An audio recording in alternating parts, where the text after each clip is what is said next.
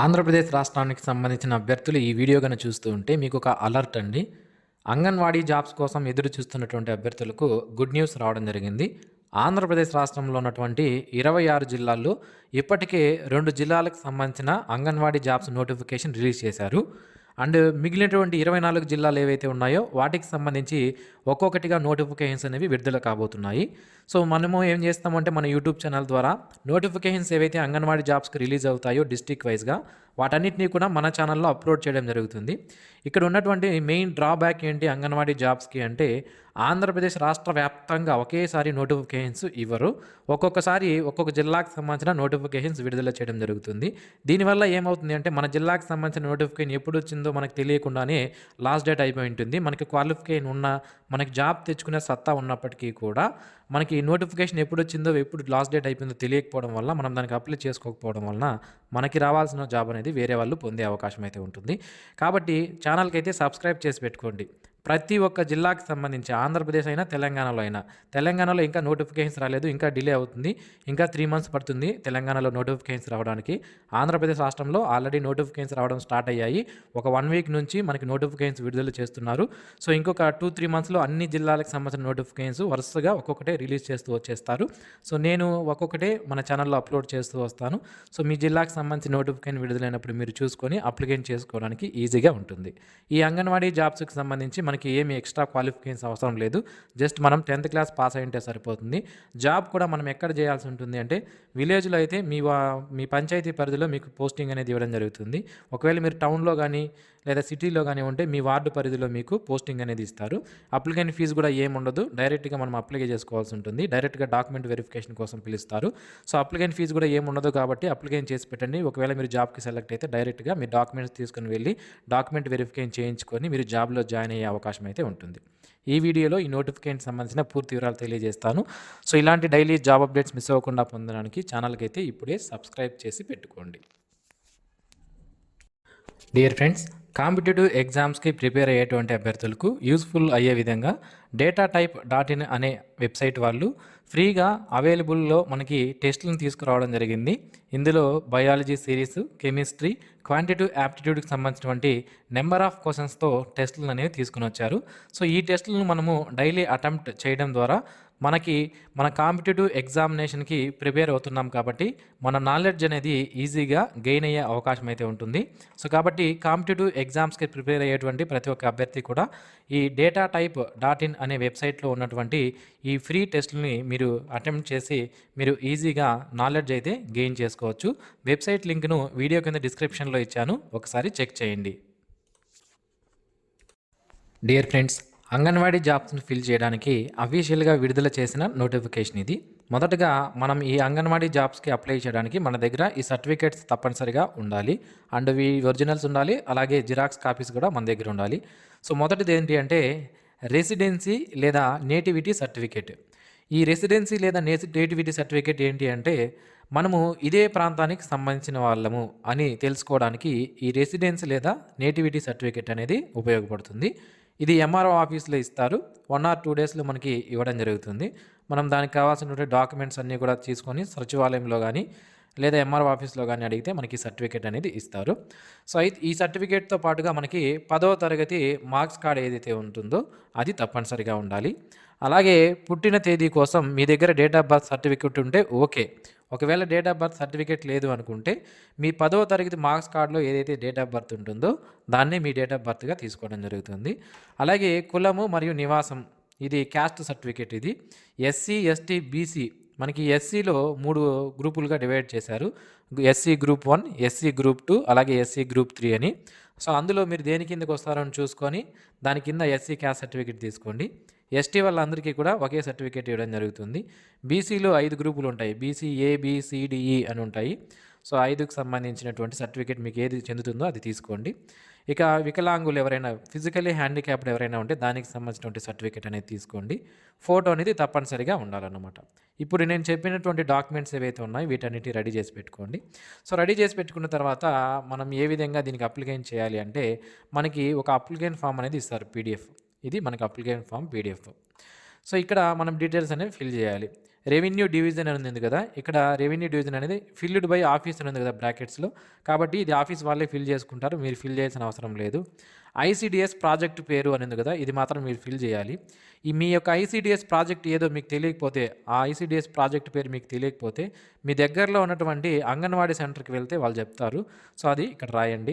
Next మండలం పేరు ఏంటి అని అడుగుతున్నారు, అది రాయండి మండలం పేరు. సెక్టార్ పేరు అని ఉంది కదా, అది ఆఫీస్ వాళ్ళు ఫిల్ చేస్తారు, మీరేం ఫిల్ చేయాల్సిన అవసరం లేదు. నెక్స్ట్ గ్రామ పంచాయతీ పేరు ఏంటి అని ఉంది కదా, అక్కడ మీ యొక్క గ్రామ పంచాయతీ పేరు రాయండి. ఒకవేళ వార్డుకు సంబంధించిన వాళ్ళైతే ఆ వార్డు పేరు ఇక్కడ రాయండి. అంగన్వాడీ కేంద్రం పేరు ఏంటి అని అడుగుతున్నారు. సో మీరు ఏ అంగన్వాడీ సెంటర్కి అప్లై చేస్తున్నారో దాని యొక్క అంగన్వాడీ కేంద్రం పేరు అనేది ఇక్కడ రాయాల్సి ఉంటుంది. ఆ లిస్ట్ కూడా మనకి ఇక్కడ పైన ఇచ్చారనమాట. సో ఈ విధంగా మనకి లిస్ట్ ఇవ్వడం జరుగుతుంది. Name of the anganwadi centre ఉంది కదా, సో అలా చూసుకొని దానికి మీరు ఎక్కడ అప్లై చేయాలనుకుంటున్నారు అది ఇక్కడ రాయండి. నెక్స్ట్ అంగన్వాడీ కోడ్ అని ఉంది కదా, అది ఆఫీస్ వాళ్ళు ఫిల్ చేస్తారు. నెక్స్ట్ 10వ తరగతి మనకి మార్క్స్ కార్డు ప్రకారం అభ్యర్థి పూర్తి పేరు ఏదైతే ఉందో అది మీ యొక్క పేరు అనేది ఇక్కడ రాయాల్సి ఉంటుంది. తండ్రి లేదా భర్త పేరు రాయండి. ఆధార్ కార్డు నెంబర్ వేయండి. ఆధార్ కార్డు మీ దగ్గర లేకపోతే దానికి అప్లై చేసుకున్న తర్వాత ఎన్రోల్మెంట్ ఐడి అనేది వస్తుంది, ఆ ఐడి వేయండి. మ్యాక్సిమం అందరికీ ఆధార్ కార్డు నెంబర్ ఉంటుంది కాబట్టి అది రాయండి. నెక్స్ట్ క్యాస్ట్ ఏంటి అనేది రాయండి. మీ యొక్క క్యాస్ట్ రాసి దాంట్లో సబ్ క్యాస్ట్ ఏంటి అనేది కూడా రాయాల్సి ఉంటుంది.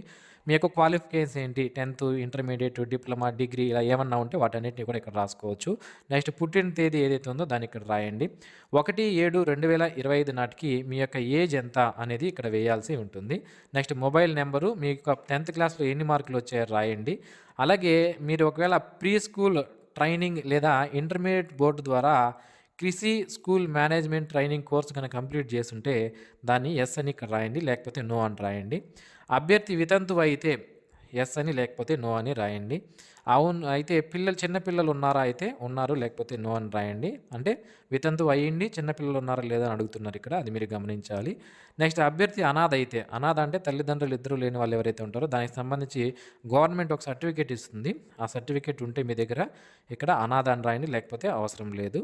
నెక్స్ట్ అభ్యర్థి వికలాంగత్వము, ఫిజికల్లీ హ్యాండిక్యాప్డ్ పర్సన్స్ ఉంటారు కదా, దానికి సంబంధించి విహెచ్ఆ, హెచ్హెచ్ఆ, ఓహెచ్ఆ ఏది అనేది మీరు ఇక్కడ రాయాల్సి ఉంటుంది. నెక్స్ట్ సంబంధిత అనుభవం ఏదైనా, ఎక్స్పీరియన్స్ ఏదైనా ఉంటే ఇక్కడ రాయండి.